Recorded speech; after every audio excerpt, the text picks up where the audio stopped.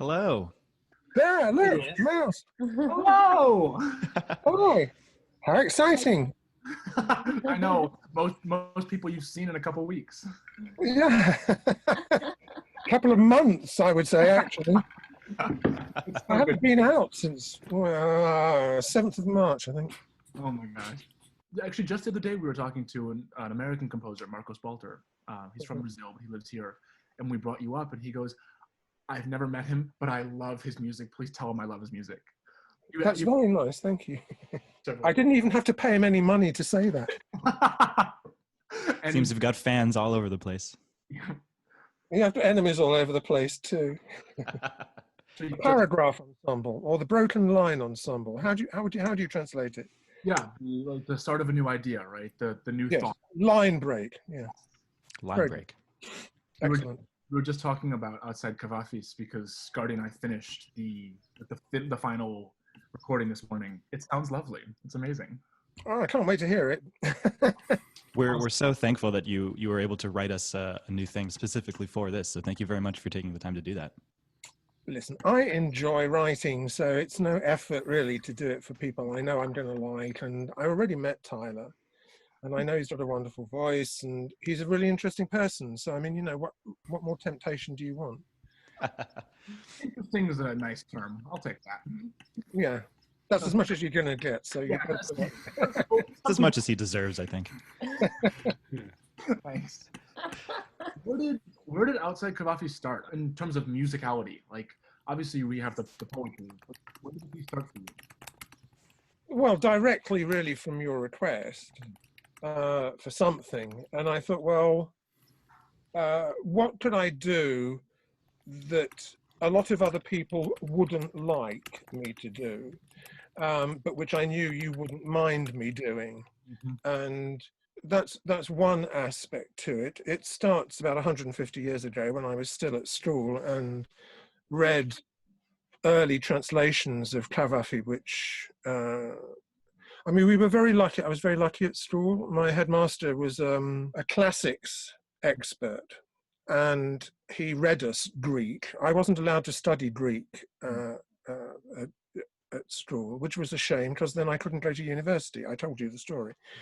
But he read us Greek, and he had assured, you know, that the library was full of books. So I read Cavafy's poetry, as you can imagine, with some degree of excitement.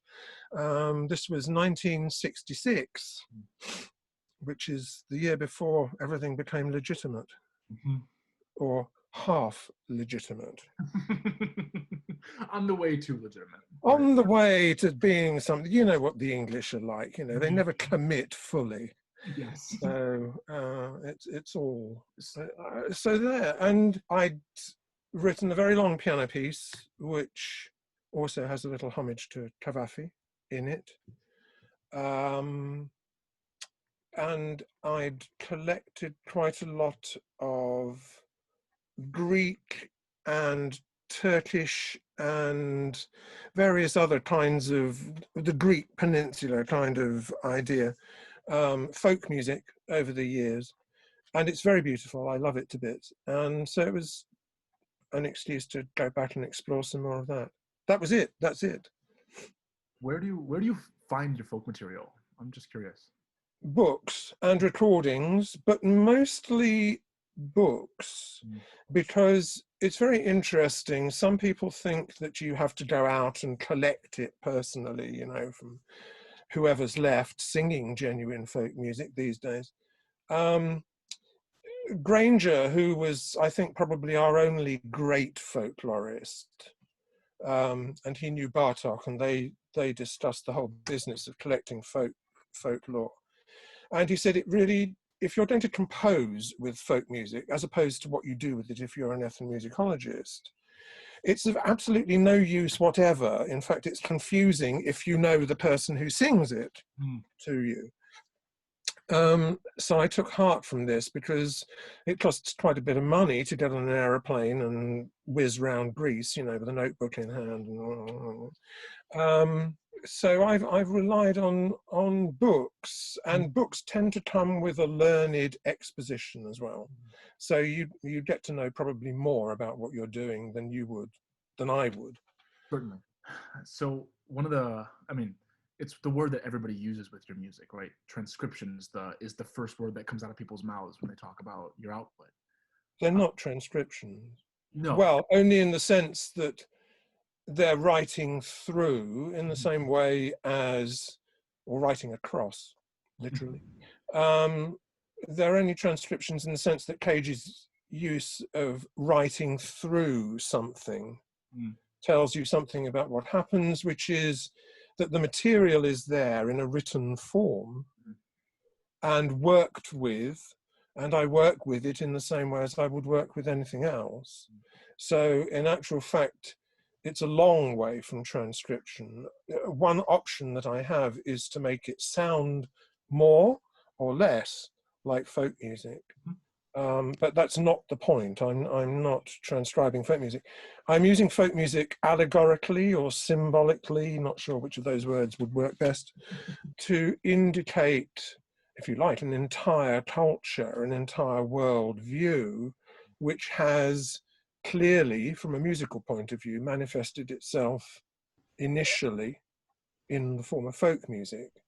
I was reading an interview that you did back in, I think it was 2015, with Jack Sheen, where you discuss along this topic. You talk about using the substance of these pieces moving forward with the transcription, as opposed to kind of direct quotes. And I was wondering, when you take a substance of something and put a new kind of facade on it, really what that does for you and how you kind of make it your own from there. I'm not sure that they're facades exactly. I'm quite an empathic creature, so I tend to join in. And if I'm with folk musicians, which I am sometimes, and I have been in Eastern Europe particularly, I become a folk musician.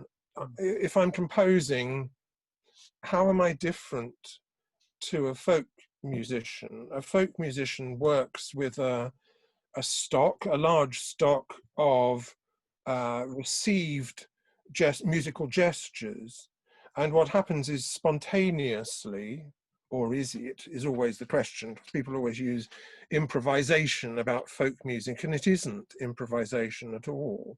It's the gathering together of hundreds of different musical gestures, which are sometimes they are of a particular village, and that village is protective of those gestures. And if you hear the same basic melody sung somewhere else, it will sound completely different because all the gestures are completely different.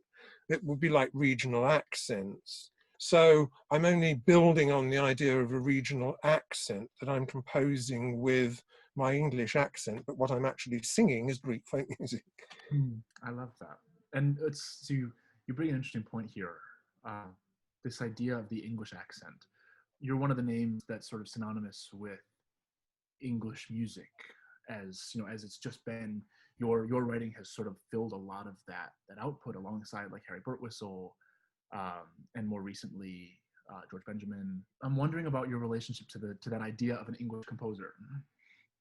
I don't avoid it because I think it's rather silly to do that. You know, here I am, I'm sitting in England, I'm sitting in North Norfolk, it's part of England. I don't dislike English folk music. The first folkloristic work I did, in fact, the first several works that I did were based on English materials. I don't really see any difference between using that or using serial technique. I don't like serial technique. I don't like the sounds that you get when you use it. I like chromatic music. I like doing things. I like melting. I like smudging and all the rest of it. But it seems a bit silly. I mean, Birtwistle has actually done pieces which refer to English folk culture, and George Benjamin, I don't know of any, but you never know. So tell me about programming, particularly with the BBC. Right? I'm sure you have to have come across a couple enemies there. You know, the whole thing is a minefield. Some people don't do very interesting things and don't do very confrontational things because they're afraid of getting their leg blown off. I think I'm a bit more forthright than that. Irish background, you know. It's sort of... That'll do it. Was there a work in particular that, like, sort of for you was your first risk getting your leg blown off? No, I think in one way or another they've all been like that. In some way or another. I mean, the thing is, I'm not silly. You know, I know they go too far for most people. I don't do it deliberately. You know, they're not made to shock the Blue Rinse Brigade in Tunbridge Wells or whoever they are out there that write complaining letters. I do it because I feel passionately about what I do, and that passion is hot and strong, and these times are rather cool again. So who knows? I can only do what I can do. I'm not really aware of all that stuff when I'm writing. The pieces do what they want to do, I think. I guess that for me puts my next thought immediately toward sort of the change over time, right? You have kept a very consistent, like you said, hot and strong approach to your writing and just tracing where it leads you. Have you seen the culture change around your music, around new music in general? Yes, but I don't pay that much attention to the new music culture. I've never really drawn on that. My main discipline at school was visual arts, and so it wasn't that I always wanted to be a composer, but my aesthetic background is in visual arts. And for me, painters like David Hockney and Robert Rauschenberg are far more important than composers like Stockhausen and Boulez. I didn't see anything wrong at college with going to a Cornelius Cardew concert one evening and then going and seeing Strauss's Salome the next. But of course, everybody else did think that was a bit weird. But there's something to learn from everything. You know, if you don't go and see Strauss's Salome, you're missing out. And more specifically, I mean, Rauschenberg, as you must know, works in a particular way with materials, which I find an analog for the way I'm interested in working with materials too. They're collections of things, they're assemblages of things. And Hockney has largely stayed on the same path since he was, because, you know, you get a sense for what you can do, and I don't mind stepping out of line, but I don't want to make an ass of myself. I've got my craft as well to protect. Certainly, these assemblages. I mean, you pull from such a wide range of materials. Is there any that you've returned to over time that you think this is home for me? Like, these particular materials feel more familiar than others? No, I never feel at home. I've got a fear that feeling at home would make me feel lazy as well. So I'd rather have an adventure, I think. I mean, you guys, you must listen to a huge range of music, right? So why would a composer limit himself to one channel, so to speak, you know, when there are 900 other channels on the TV? Why would I only watch one channel? It's not our culture, is it? I mean, it's not the world we live in anymore. So to pretend that Beethoven is the only thing that matters would be idiotic. Beethoven matters. Beethoven matters hugely to me as a composer, but I wouldn't write anything like Beethoven. I refer to Beethoven a lot. Writing like Beethoven was Beethoven's business, not mine. Before we get completely away from this, you had just likened your composition to the painting of Rauschenberg and the art of Rauschenberg, and the word that, you know, comes to everybody's mind when they're discussing him is collage. And I'm wondering if that's a word that you would use to describe the similarity between the aesthetic of his art and your music. In the early days of thinking I was related somehow to Rauschenberg and Hockney in terms of aesthetic, I rapidly lost interest in the word collage because it's not accurate for something which exists in time, although painters have their own way of using time. And so my father was something of an expert in silent cinema. He was a great enthusiast for particularly the Russian directors, Eisenstein, Produkhin, and so on. And he made me watch those films analytically. And the word which is used about what they did, which I understand now is not so often used by film theorists, but it's an interesting word, it's montage. Mm.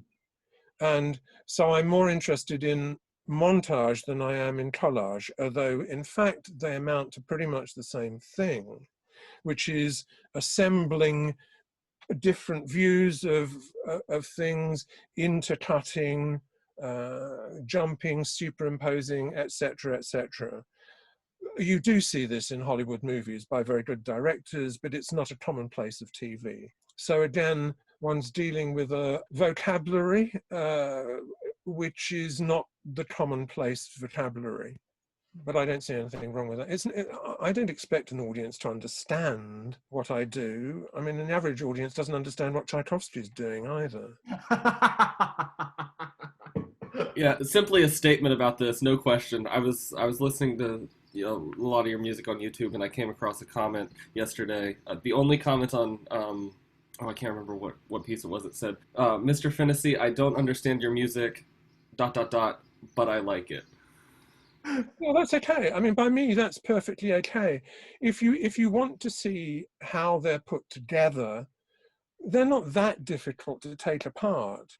And I'm pretty honest. I actually label my references, so it's not like I'm trying to pretend they're my own invention. There's always a hint somewhere in the title, or they've got little captions which tell you where the particular bit of material comes from. But you'd need to be crazy if you thought they were imitations, direct imitations of the source. They're not at all. And that's, I think, what threads all of your work together so well. You know, on the surface can appear like you do so many different things that wouldn't obviously coexist, right? There's stage works and there's solo works that seem to have, like the percussion works that seem on the surface to have no folkloric references, and there's just such a wide body of output, and yet there is that constant thread through it of, like you said, you putting yourself through them, not just quoting or pretending that they're yours, right? There is the thread of you through all of it, and that's what ties it together so nicely. Well, I don't have to pretend that they're mine. I mean, they are mine. Mm. And I can only do what I can do with the material. The interesting thing is, I mean, I teach a lot, you know that. And if I give a piece of material to a class of 6 composers, they're not going to wind up with identical objects, because once the composer starts sorting through whatever they're given, they will find different things in it. Now, you only have to really ask the right questions of a piece of material, and you'll get good answers back, but you'll get different answers to everybody else. Mm-hmm. So what links this diversity, which is not really that wide a diversity? I don't use contemporary pop music, for example, because, at my age, that would be undignified, apart from anything else. And also, I'm not really interested in the patterns. Mm-hmm. What interests me about something like Greek folk music is obviously the kind of curvature of the line. The whole ethos of it fits with what I do, which is not about this mode or that mode or this technique or that technique. It's far broader than that, but at the same time also far more limited than that. I tend to go for a particular kind of approach. I think we can really see that in the new piece. It's a lot of the flowing kind of nature of it, and I think that's really what makes it quite beautiful. Thank you. But an American composer, I think, I agree with Walter Zimmermann about this, that John Cage was producing some wonderful music during the 1940s and the 1970s, which is now being overlooked in favor of other things that Cage did. And Cage, believe it or not, is still a slightly controversial figure in England. The whole argument about whether he was really a musician or not. I mean, for God's sake. But Cage was an incredible songwriter. And the works that there are, I said to Tyler very early on, there's a strong element of Forever and Sun Smell in the work I've written for you. The whole structure is based on that piece. The instrumental setup for the percussionist is based on that piece.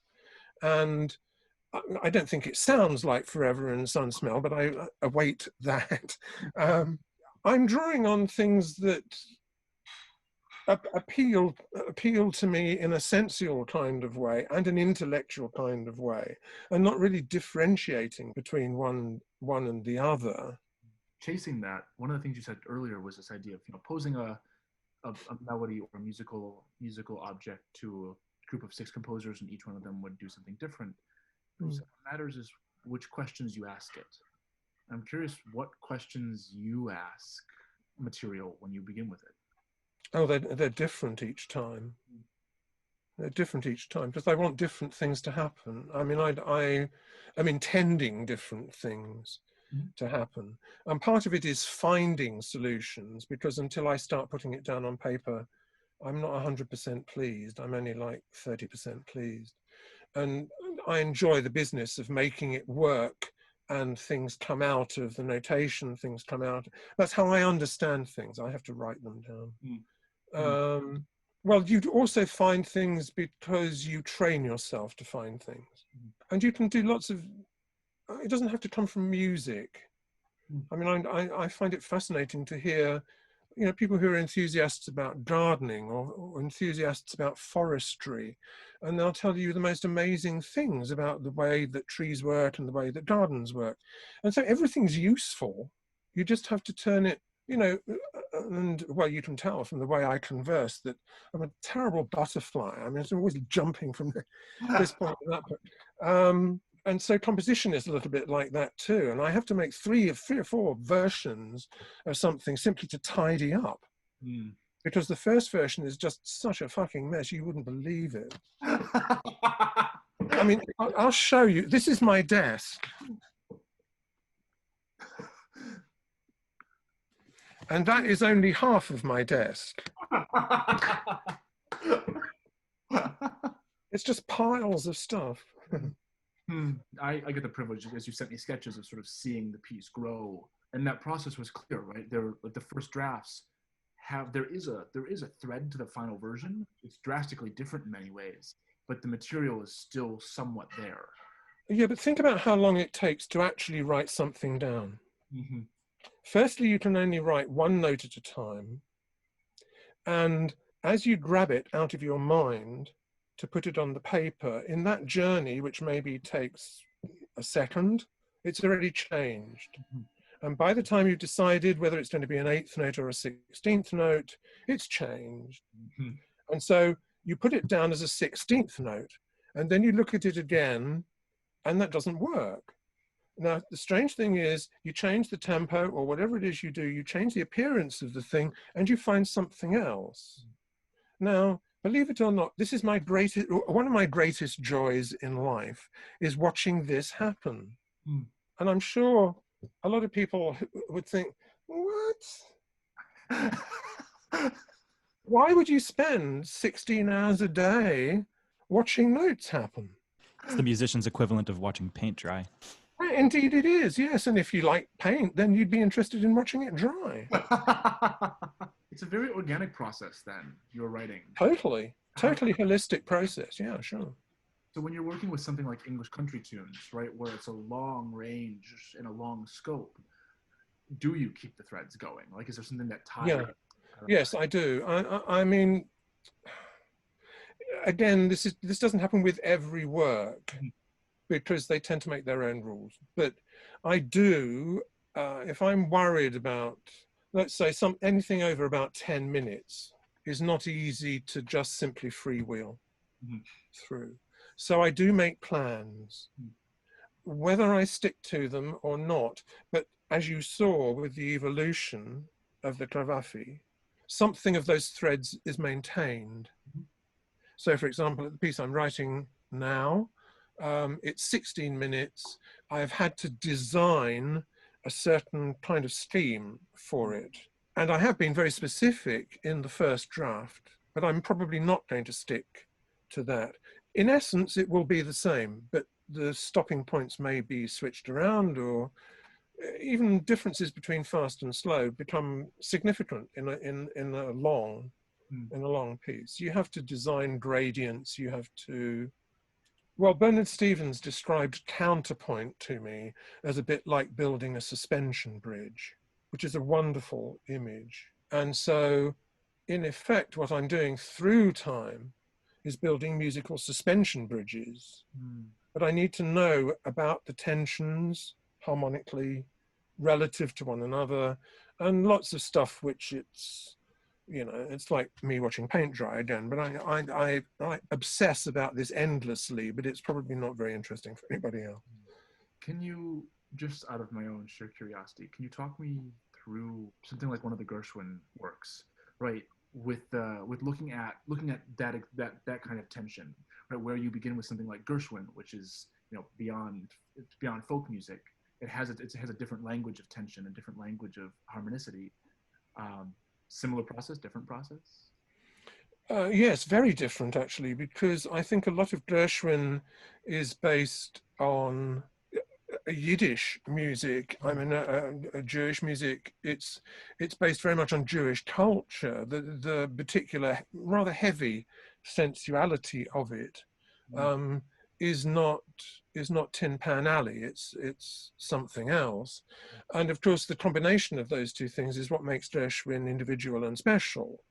I tend to make that kind of transcription, and to a certain extent also the Cavafi, are partly symbolic. As I say, there's a reason why. I mean, fairly obvious. In the case of Cavafi, you choose Greek folk music. With Gershwin, I wanted to suggest a particular kind of human setup, which is the relationship that's kind of beginning to fall apart, or something of that sort, which you can evoke by choice of songs, and then a particular curve, dramatic curve. That applies to the first 7. It doesn't apply to the rest. But the first 7 are kind of like a unit and should really be played as a unit. So there's always something like that. I mean, you know, it's rather like a painter working on a canvas. You don't start with the main figure. You might know what that's going to be, but to begin with, you do a kind of neutral. So the neutral background is a kind of drama. And then gradually you move forward from back to front. And as you're going through that process, you're also adjusting each stage of it. As a pianist, I mean, you've not only written these immense works for piano that are sort of staples in the contemporary output, but you've also played a good deal of your colleagues and companions' music. Yeah, because nobody else was. Now we have like Ian Pace and people who can come in and yeah, so I've stopped playing. I'm not going into competition with people like Ian, come on. Is there a piece that you always sit down and will play at the piano? Is there something that you return to, or is there a way that your playing influenced your writing earlier on? No, because I had to work at being a pianist. Once I decided I was going to do that for other people, I've had to work very hard at that. And at the time I first started doing it, I was working as a repetiteur, doing some work at Covent Garden, mostly freelance for people who wanted to prepare a particular aria. I worked as a dance class pianist, and all of those disciplines help you just to get your finger. I mean, it's like going to the gym. The problem is now I don't really have the time, and I've completely buggered up my this hand by writing. So it'll go on writing, but it won't play. Does that upset me? No, not really, because Ian Pace is there now, you know, and quite a few others. So I don't have to do that anymore. As someone who has had experience both composing and performing, I'm wondering what to you is the difference between complexity and virtuosity? I think it's probably a pretty fine line. It depends what you mean by those words, of course. A lot of people who use the word complexity are simply talking about the large numbers of rather small value notes, 30-second notes and upwards, and grace notes and goodness knows what, that appear, and the textures are dense rather than complex. Complex would mean something else. In other words, the relationship between those objects, musical objects, is a complex one. Let's say it's a 12-voice fugue in contrary motion, would be an example of complexity. But on the whole, the relationships between the notes in my pieces, actually most of it is two-part writing in the case of the piano works. It's very rarely denser than that, but boy, you're very active all the time. So it's more about activity. Does that mean that it's virtuosity? Not in a conventional sense, I think, because virtuosity settled into a limited number of standardized patterns. And to learn to become a virtuoso pianist, you practiced your Czerny, your Liszt etudes, and they all use the same kind of patterns, scales, arpeggios, and when Chopin and Brahms, let's say, drop notes out of sequence, and so you're actually doing dum bum bum bum bum bum bum bum rather than da da da da da da da da. Then you have to learn a new virtuoso technique, and the object is that people will go, "Ah, my God, he's so something." Am I interested in that? No way. Not interested. Does that answer the question? Yeah. I don't want to, I mean, it's not totally flippant. I know there is a link up, and you do have to be virtuosic. I'm not quite sure what the word means, literally. Because in English, virtuous is not the same as being a virtuoso. Sometimes quite the contrary. It's a rather low moral fiber. I suppose a certain kind of flexibility, a certain kind of capacity at high jumping or long jumping, whatever it is. Mm-hmm. May I ask you something rather specific about your wardrobe? My wardrobe? Not this particular one. Next room. You wore a shirt when we first met with the character from South Park on it. Yes, it came from the Czech Republic. I South Park in Czech. I mean, yeah. I just wonder what the story was behind the South Park shirt. I was doing a summer course, teaching a summer course in Český Krumlov, and I spotted the T-shirt in a shop, and it says, "I'm not fat, I've just got big bones." And I thought this was such a magnificent gift somehow to, and so I bought it. You learn, life experience teaches you that if you avoid buying something that you really feel stirred by at the time, you'll never see it again. And I've never seen even a similar object again. So that was a good purchase. It was just a fabulous staple of the week in Boston. It was everywhere you saw Michael Finnissy, there was almost consistently this red Cartman shirt. It was awesome. No, I never wear a T-shirt for more than one day. You're mistaken. I will give you that. Yes, I always carry an exciting selection of T-shirts.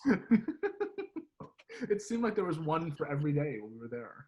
Yes, there was. I know how long I'm going to be in a place. And Do you have any other particular favorites? Are there any other highlights among the collection? I've got one of Andrew Tuvey's opera Ubu, for which I wrote the libretto. I've got one or two politically inflammatory T-shirts, which I enjoy wearing to promenade concerts. Yeah, there are about half a dozen maybe, but they've all got some sort of. I mean, the one I'm wearing under here, it's just got a smiley face on it. And this is to remind. I mean, the top part of it is to remind me of a very nice trip we made to Brittany. Oh, yeah. This is what they wear in Brittany in the summer. Things most of us will never know about Brittany. Amazing the knowledge. The important thing you have to know about Brittany. So I'm gonna turn the conversation a dime back to music. Just chasing. I think somebody had better do that. You talked about wearing politically inflammatory T-shirts to promenade concerts. Yeah. I'm a provocateur. You see. Well, just that, the nature of a composer, of the act of composition of music to be political, especially now. Yeah, sure. That's the biggest thing it has to be. Yeah. And well, it can't avoid being political because it takes place in a public arena. I mean, people do avoid being as political as they possibly can in order not to rock the boat. Because if you rock the boat, you spoil your career. Do you see any particular political consciousness in your writing? Or I guess, are you politically conscious in that regard when you're writing? Yes. Yes, I take that as a given. Yeah. I mean, sometimes it's more overt. That was my next question, was pieces that are more explicit about it. I mean, to an extent, the kind of music I write, which is not in the main spotlight, shall we say, weakens to a certain extent the kind of effect it could have on a mass of people. But as you find, if you read Lenin's writing, for example, Lenin was never addressing the mass of people. He was always addressing an elite. And his way of describing what he was doing was that he didn't feel that the majority of people would have enough information to understand what he was saying. So he would address kind of the top echelon of that particular group, who would then infiltrate the mass of people and spread the word that way. So I don't bother to try and appeal to the 1,000 people, but I might bother to appeal to a dozen or to one even. I mean, you know, Christianity started with one person and then 12 more. And it's no doubt that, you know, the current state of affairs, both in the US, but of course spreading across the world, is quite a moment that we hope will persist longer than just to be a moment. And where us as artistic creators who, you know, may not normally be kind of in the spotlight with this type of work, what is it that we can do to help prolong this? What kind of creations can we offer that at the same time doesn't get in the way, but at the same time assists in this important time that we're in? We can be honest, we can be authentic, we can be caring and loving, and that will make more impression that will last than if we try and adopt promotional tactics to do what it is that we love to do, because that will come across as shallow and trivializing, as you see now. I mean, not only with certain kind of musicians who are interested in the hard sell, but sadly you see it with politicians. And to find politicians being cheap and cheesy spells a very dangerous message, because that will only result, that lack of trust now that has built massively here in the UK, that if you have idiot politicians whom nobody trusts because they're deceitful and they lie all the time, you are not very long going to have an honourable parliament, an honourable way of having politics administered in a meaningful manner. So one indeed might might have chaos and anarchy, Mhm. or probably more likely in the UK, fascism. Mm. Capitalism and imperialism are hand in glove. So if you examine the tactics of 19th century imperialism, they will provide the model, and imperialism is not benign. Mm. It will seek out the vulnerable sections and dispensable sections of society, and we're heavily at risk there. Mhm. I don't know very many politicians who go to new music concerts. I'm not sure they'd either be very welcome. They wouldn't be at mine, but that's another story. The thing is, they speak always from positions of ignorance, and they're supposed to have advisors, but their advisors now as ignorant as they are, and they don't keep them. I mean, music has a function to play in politics if you want to use it, but I don't think they've thought of that. What are the other works of yours that we were supposed to do the full version of in April, alas? But I've sung with Emma, at least in bits and pieces, is Unknown Ground. Yes. You shared in a working of that piece the experience of watching a virus like AIDS crawl rapidly through a community and watching the social and the government response. We're sort of in it's a very different situation, of course, because it's now affecting a much broader set of the populace, but we're seeing of a viral outbreak again, and it must be hard to watch, having seen the first round and thought and hope that we never see it again. Human beings need scapegoats. Mm. So you'll always see it coming around.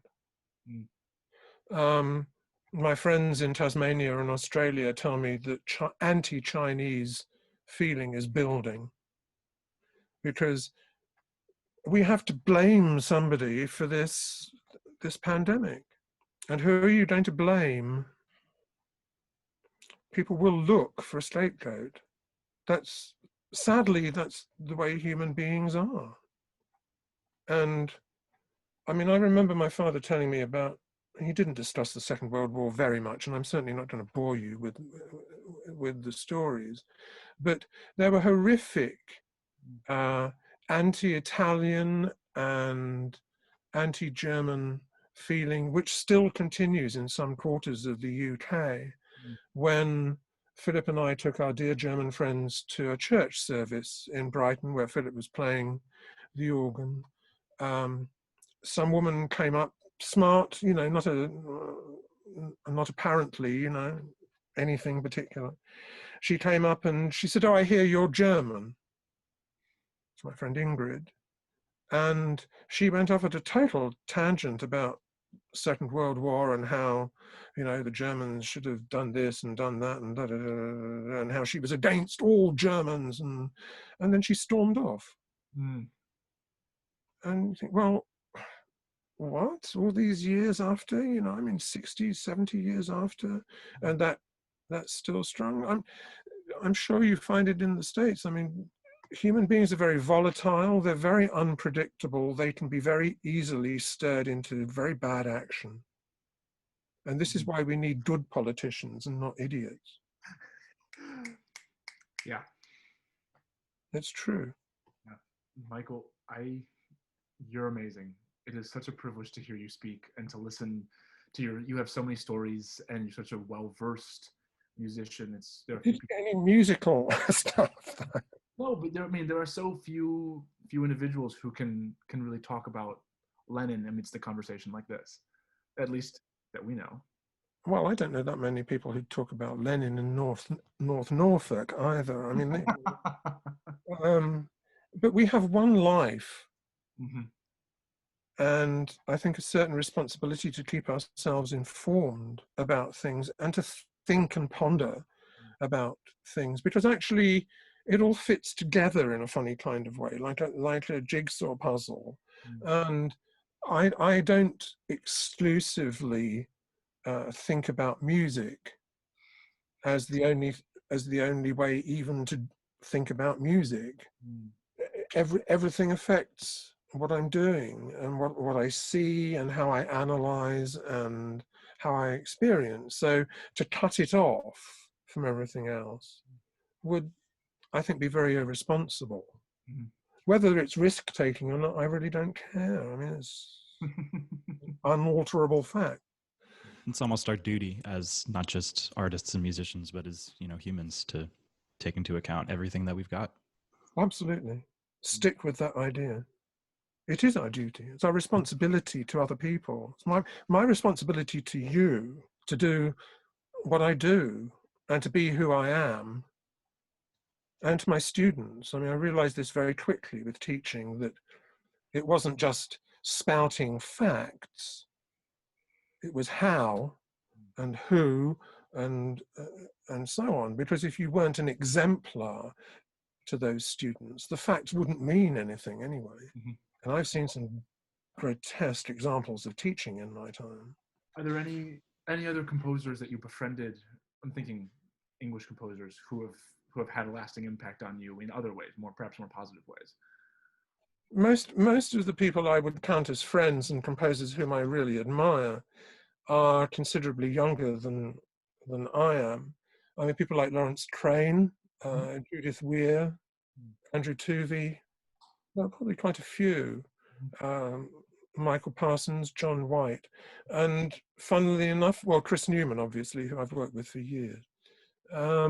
I don't think any of them are particularly outside of the maverick sphere of English music. Most of them are underground, as it were. I mean, Judith was appointed to be Master of the Queen's Music, which is kind of official recognition, but a leading politician, I think it was Michael Gove, who at the time was something to do with education. Was he the education minister? I can't remember. Anyway, he wrote a most defamatory article about her in the press, saying that he'd rather be immersed in a pit of snakes than listen to another piece by Judith Weir. And everybody said, yes, jump in, quick, you know, get in. He didn't, of course, jump in. Unfortunately. But again, politicians aren't quite accepted in our concert sphere, are they? You never know, though, do you? I mean, when you're out there performing to somebody, are you performing to the people in the audience individually, or even a small collection of them? Maybe you pinpoint a friend or whatever might be useful for the purpose, but you don't perform to an audience knowing who they all are. That would be so distracting. And if there were politicians there, they'd have to take their medicine along with everybody else. Well, Michael, thank you. Thank you for this time and for your stories, your thoughts. You're such a privilege to chat with always. And of course, for your music. Yes. Yeah, that was the main point somewhere along the line. Thank you. I'm honored by your interest and your knowledge and your enthusiasm. All of this is immensely touching. And you are the future. I'm halfway to the past now. And say that. I mean, you have to accept these facts. This is important to me. So yes, I'm thanking you for thinking of me. It's our privilege. Absolutely. Good to see you as always. And you too. Take care. Please take care. Absolutely. You too. Have Bye-bye. fun. Thanks so much for tuning into this week's episode of Everything But the Kitchen Sinks. We hope you enjoyed it. If you'd like to hear more, you can find all the episodes of our summer series on our YouTube channel and our website, alineaensemble.org. Also, be sure to check out our social media profiles for more information and previews of upcoming episodes. Our handle is Alinéa Ensemble. Please feel free to share today's episode with anybody you think might like it, and don't hesitate to reach out if you have any questions or comments. Stay tuned for more episodes of Everything But the Kitchen Sink, released every Friday at 1 p.m. Eastern Time. And as always, we hope you are all safe and well. See you next time. I think it was the attempt to write solo pieces that really deal with the solo not just as a fully controlled and overpowered medium that is sort of in the service of the composer and then the performer, but something that resists.